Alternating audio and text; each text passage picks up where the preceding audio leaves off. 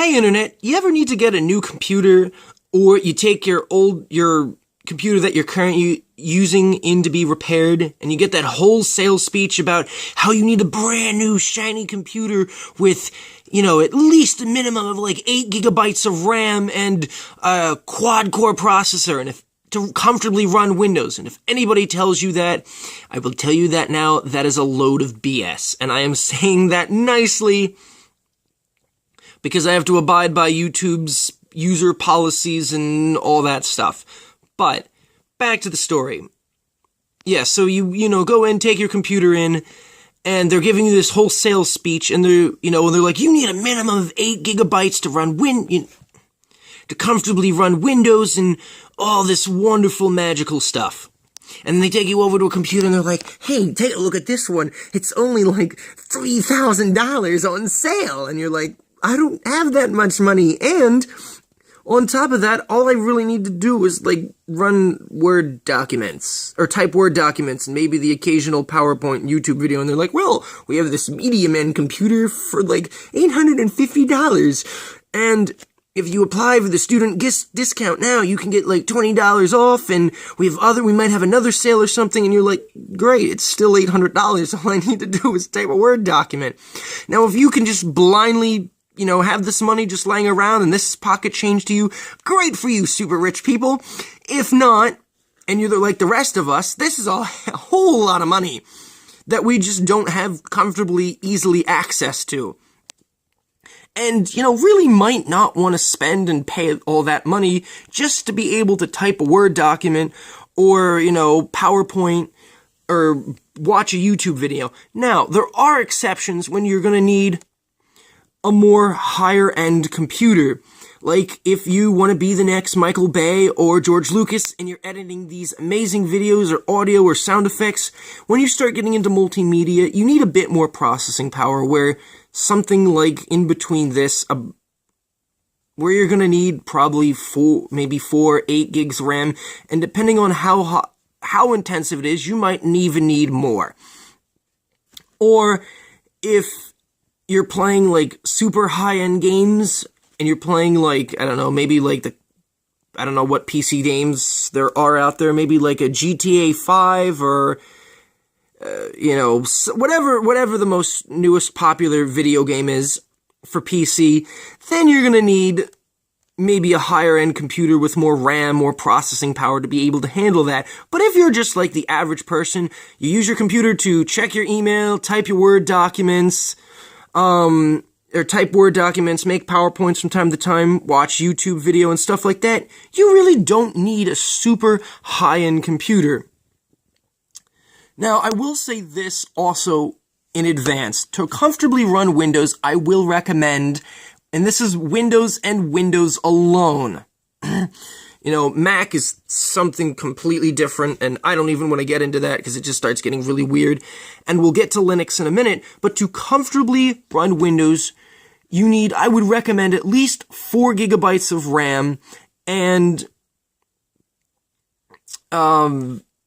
probably a dual-core, if not a quad-core processor. And you can see, and that's going to set you back about $400 some. And you can see, 4 gigs of RAM, have a terabyte. They say what I don't think they say what the processor is, but has Windows 10 and all that. But let's say you have an older computer and you're not really out to spend a lot of money, still it's close to $500. That's still pretty expensive and a good chunk of money. Well, there's a thing called Linux.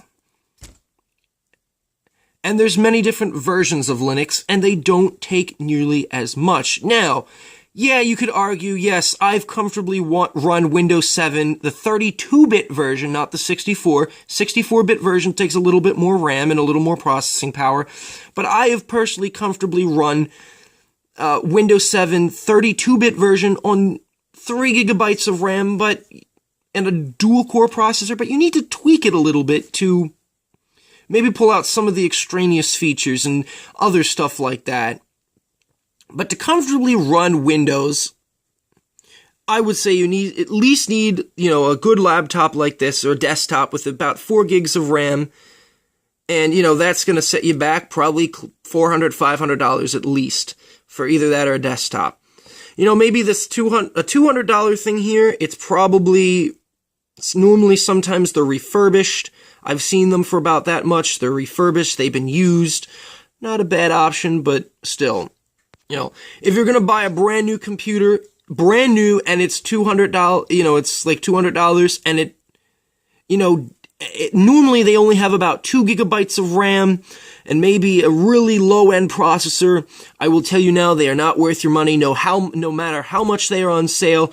You talk to any person that uses computers or technicians to run Windows, and again, this is Windows alone, we'll be getting to Linux shortly.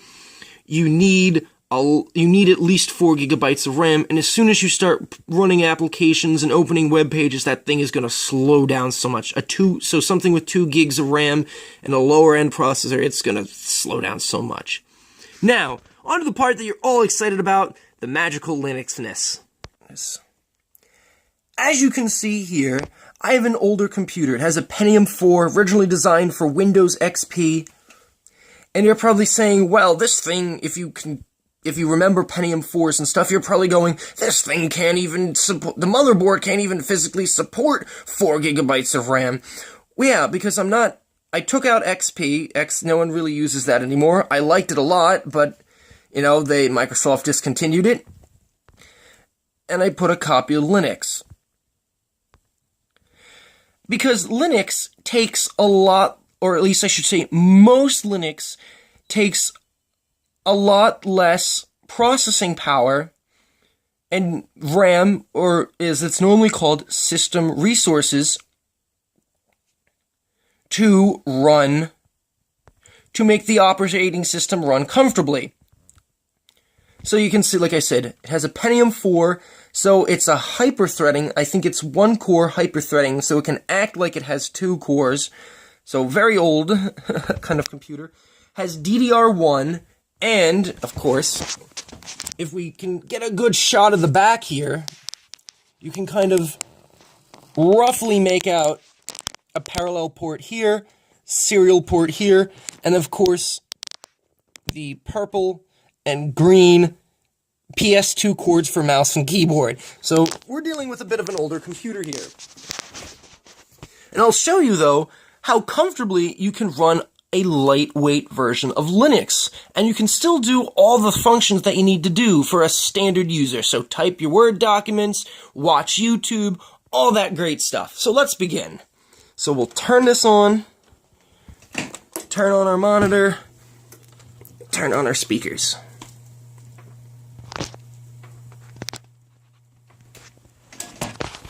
And we'll give that a second.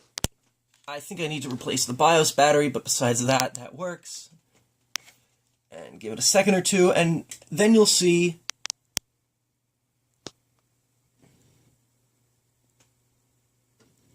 Bodhi Linux right there. Now, yeah, it might take a little bit longer to load up than maybe a brand new computer with an SSD, because I'm using a, just standard hard drive right there, kind of plugged into the computer. It is a SATA, so it does run faster than a very old PATA. So what your standard hard drive is, but it kind of, look, it already is loading, and any second now, it's going to be loading the, there's the mouse, there you go, it's going to have the loading screen, there it is. Now, like I said, I'm running Bodhi particularly. There are many, many different lightweight versions of Linux. There's so many I can't even name them. Just to name a couple, and this is where Google comes in really handy, because you can Google lightweight distributions of Linux. They change frequently. More people keep putting up lightweight versions of Linux, but some of the more popular ones and that people know about are Bodhi, which is this one in particular. There's Peppermint. There's Ubuntu, there's Xbuntu, there's a lightweight, I think it's like KDXLE or something along those lines. So there's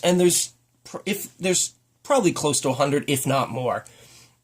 So I'm going to log in here, and I'll show you around the operating system and how comfortably I can make things run. So I've logged in, and so you guys don't get the brilliant idea of trying to take one of my passwords. So I did change the theme a little bit, and that's why it's giving kind of like a Windows 7-ish theme. So this is not, so don't be alarmed, this is not what the operating system looks fresh out of the box. Again, you can change the theme and do all this stuff comfortably. So there's your menu down here. You can see you have some stuff here. You have systems, you could shut off the system, hibernate it, you can do all that. You can change your wallpaper, your theme, and do all stuff like that. Now, I put on a couple applications, and I know a big thing, one of the big applications is it doesn't exactly have, have Microsoft Office, but it does have a copy of Office. And looking in here, I always forget how to pronounce this, but it's Libre Office. And if anybody can help me with the pronunciation of that, please do. You can post down in the comments. But this is right, or basically the equivalent of the Linux equivalent of Microsoft Word. You open that, little LibreOffice thing pops up, loads relatively quickly, and there you go. You get a nice blank page. You got a bunch of features up there. You can go hi.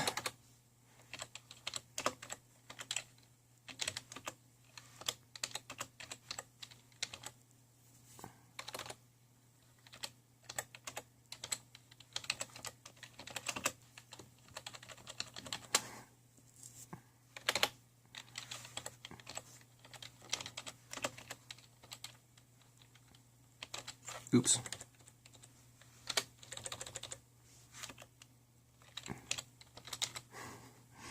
So there you go. Standard word processing. Can do it relatively quick. No lag. Nothing really much. So it's nice and smooth. So we're going to say don't save.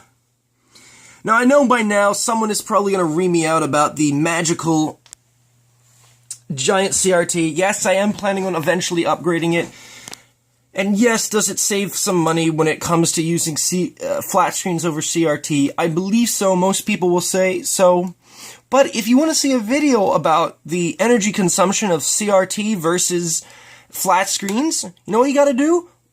Right, put a post in the comment and subscribe. And I might actually make the video. Oh my god, I know. It's like people on YouTube can tell me what kind of videos they want to see. The power of the internet is mind-blowing. But, going back to our video, I mean, you have Calc, which is basically spreadsheets. It's like the Linux equivalent of Excel. You have Impress, which is basically like the Linux equivalent of PowerPoint. There you go. You can do there. Sorry for the discolorationness of it, of the screen. It's kind of hard to record at the same time, but we can do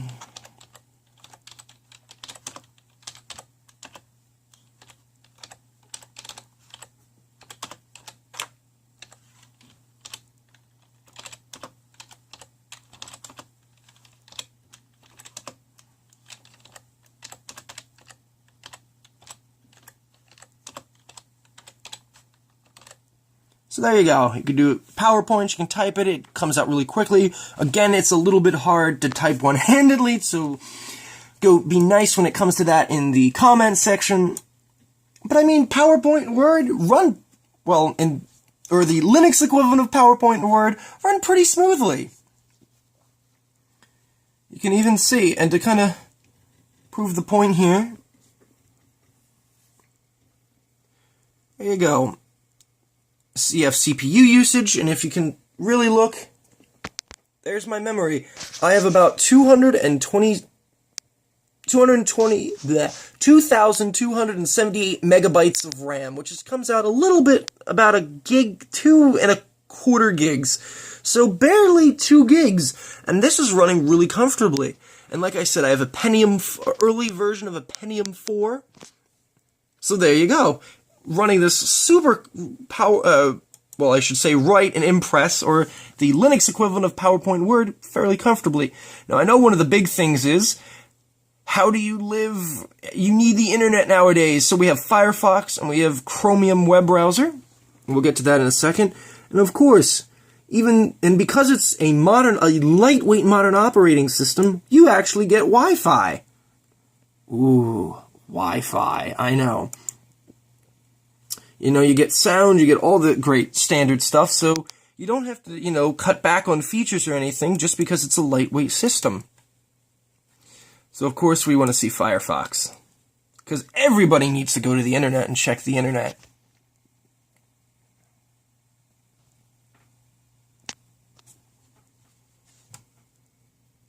Let's try that again. There we go. Now, it takes a little bit longer to load Firefox. I don't know if you can hear the hard drive reading. I probably didn't click hard enough the first time, but now that I did, and it loads.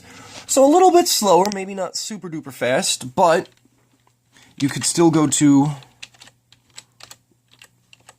google.com. There's Google. We can do a search for, I don't know, first thing that popped into my head for some reason. There you go, you can Google search for Quaker Oats.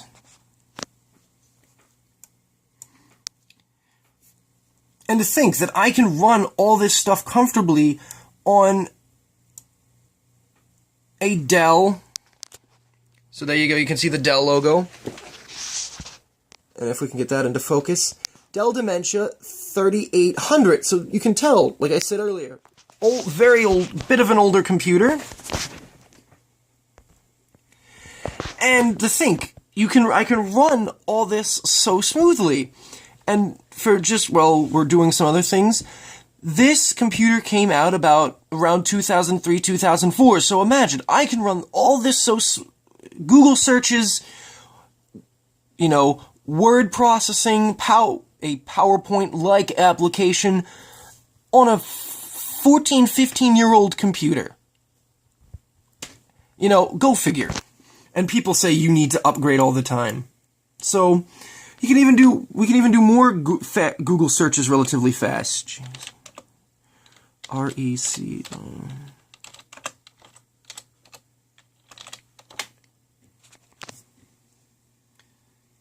So there you go. And now, of course, the big one is YouTube. So, of course, if you're watching this, thank you. You're probably watching this on YouTube. So here's going to be one of the big tests. Now, YouTube is one of the a powerful web, I guess you could call it, application website that takes a lot of processing power.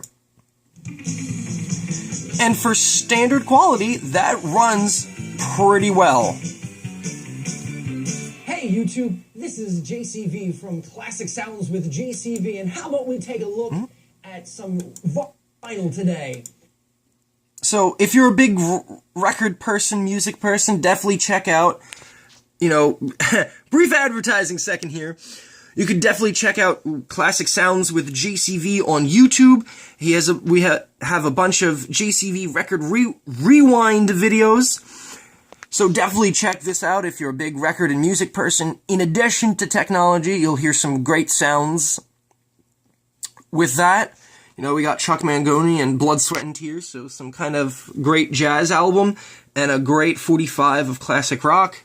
So if you're into that stuff and computers, definitely check this out. And you can see it runs YouTube pretty well. Take a little bit to load. Now, the downside to having a computer that is 14, 15 years old, now I can run all this stuff comfortably, but if you want to run, HD, so standard quality looks pretty nice, but if you want to run HD, see, it's trying and it's just lagging so much. I don't even think I can get it to load that much.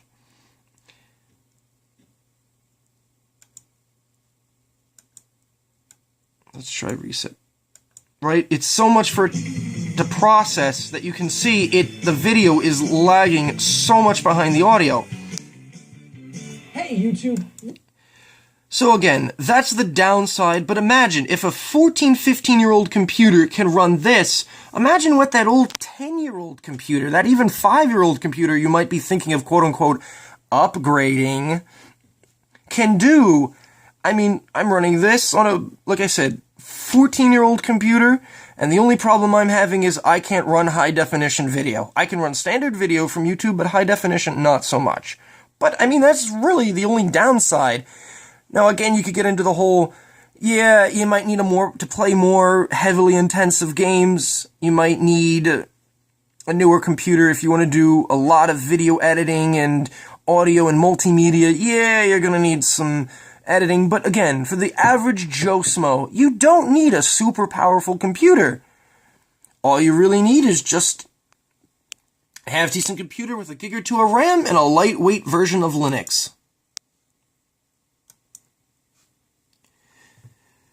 Now, if you do have an older computer and you like this, and you're kind of wondering, what should I do? What do I do? I want to try put Linux on one of my computers, and what should I kind of look into? Or maybe you need some upgrade parts. Well, eBay is your best friend when it comes to this. And if you look, most of the stuff is relatively inexpensive. So if we search, now this computer runs on DDR1 RAM.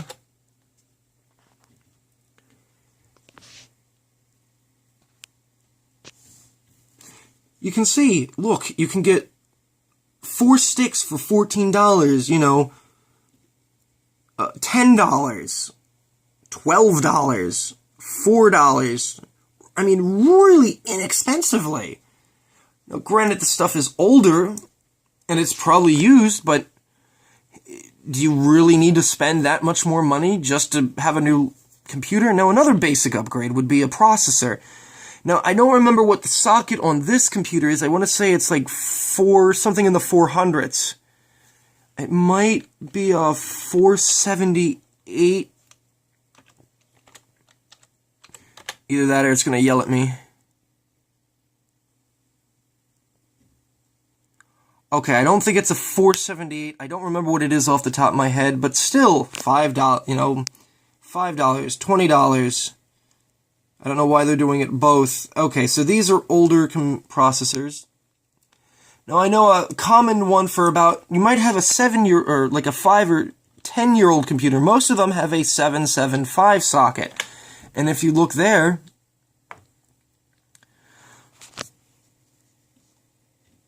$20. Okay, maybe that's a brand new one. $5. Well, depending on what you get and exactly, $12, $9, $19, $17. Okay, so not super expensive. And even for, maybe, we can do DDR2 RAM. $20, $13. Okay, that $34. So, at the most, I mean, you're barely spending $50 on upgrades, and you're getting all this. And you can do basically just about anything you can do with a standard, with a brand new computer. The only difference is you're not paying $500, you're paying $50. So there you go, Internet. It really doesn't take that much to run a powerful, you don't need a super duper powerful computer to be able to run the basic standard things. All you really need is just a computer, with and a lightweight distro or version of Linux. So there you go, Internet. Thanks for watching. I know it's a bit of a long video, but thanks for watching. Hopefully this really informed you.